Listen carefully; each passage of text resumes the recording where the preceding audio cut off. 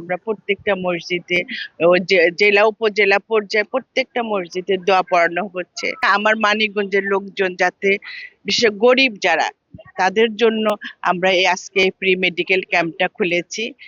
অনেক সময় অনেকে যাতায়াতে আমার মুন্নু মেডিকেলে যেতে অনেক লম্বা সময় যাতায়াতের কষ্ট সবকিছু ভেবে আমরা প্রত্যেকটা ইউনিয়নে বিশেষ করে আমার ওয়ার্ড পর্যায়ে আমরা এই কাজটা শুরু করেছি, যাতে আমাদের সেবাটা ঘরে পৌঁছায় দিতে পারি মানিকগঞ্জের মানুষের কাছে। আর এই সেবাটা নিয়ে মানিকগঞ্জের মানুষ যদি উপকার পায়, আমি মনে করি আমার বাবার আত্মার শান্তি পাবে। এই মানুষের উপকার করাটাই কিন্তু আমাদের মূল লক্ষ্য। এই যে জনপ্রতিনিধি বা অনেকে বলে যে ভোটের জন্য, আসলে আমরা কিন্তু এখানে ভোট চেতে আসি নাই। আমরা এসেছি এই নির্বাচনের প্রস্তুতি হিসাবে আসি নাই। আমরা এসেছি সামনে যে সরকার গঠন হবে, আমরা যাতে জনগণের সাথে আমরা বসে কথা বলছি, যে জনগণ কাছে শুনতে চাচ্ছি আসলে তারা কাকে চায়, কোন দলকে চায়। কারণ আমরা তো এমন একটা দল আমাদের আসতে হবে যে দল জনগণের কথা বলবে, জনগণের কথা শুনবে। আর আপনারা জানেন আমাদের নেতা জনাব তারেক রহমান আমাদের সব সময় একটা কথাই বলছেন যে তোমরা জনগণের কাছে যাও, জনগণের ভালোবাসা অর্জন করো। তার সেই নির্দেশ মোতাবেকই কিন্তু আমরা জনগণের ভালোবাসা অর্জন করার জন্য এই পথ বেছে নিয়েছি।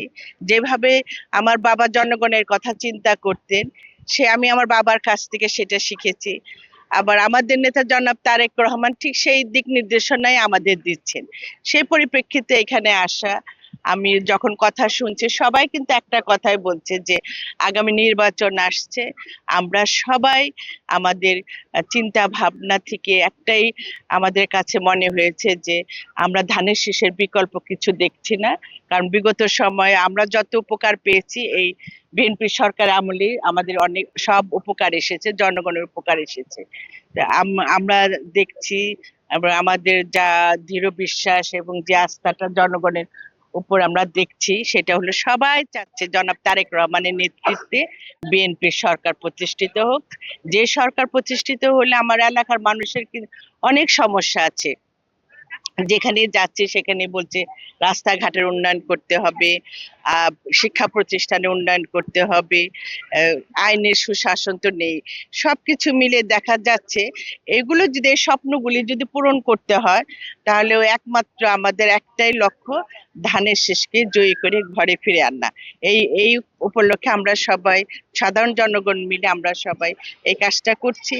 আর সেবাটা এটা চলমান সেবা, এটা শুধু নির্বাচন, অনেকে হয়তো ভাবতে পারে যে নির্বাচনের জন্য বোধহয় আপা প্রি মেডিকেল ক্যাম্প দিয়েছে।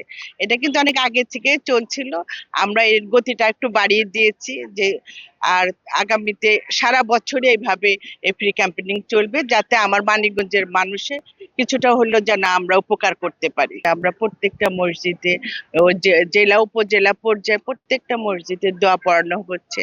এবং আমাদের আরো প্ল্যান আছে সামনে, আমরা আরো, ম্যাডাম এখন তো আমরা আল্লাহর কাছে দোয়াই চাবো, কারণ আমরা চাই এই মুহূর্তে আমাদের ম্যাডাম যত অতি সত্বর যেন সুস্থ হয়ে যায়। তার প্রয়োজনীয়তাটা আমাদের কাছে অনেক বড়। উনি আমাদের মাথার উপরে একটা বটবৃক্ষের ছায়ার মতন আছেন।